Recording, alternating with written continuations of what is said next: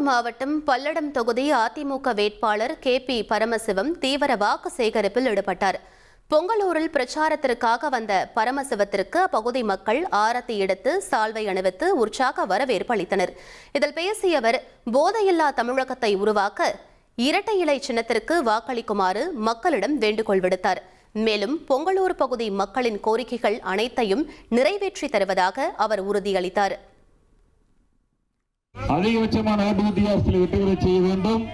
அப்படி செய்வீர்களால் ஒவ்வொரு தேசிய ஜனநாயக கூட்டணி சார்பிலே ஒவ்வொரு குடும்பத்துக்கும் 10,000 ரூபாய் வழங்கப்படும்.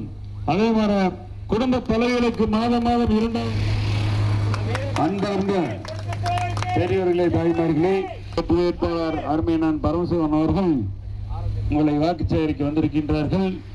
நீங்கள் எல்லாம் உங்களுடைய வாக்குகளை, மேலான வாக்குகளை இரட்டை இலைக்கு வாக்களித்து வெற்றி பெற செய்ய என்று சொன்னால் 2வது அத்திக்கடை திட்டம் நிறைவேற்றப்படும்.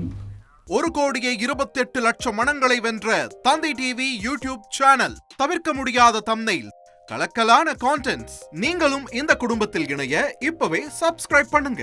அசுரபலம் கொண்ட எங்கள் டிஜிட்டல் கரங்களில் உங்கள் விளம்பரங்களை சேர்க்க வாட்ஸ்அப் பண்ணுங்க. 8939888378. Email advttv@dttv.in.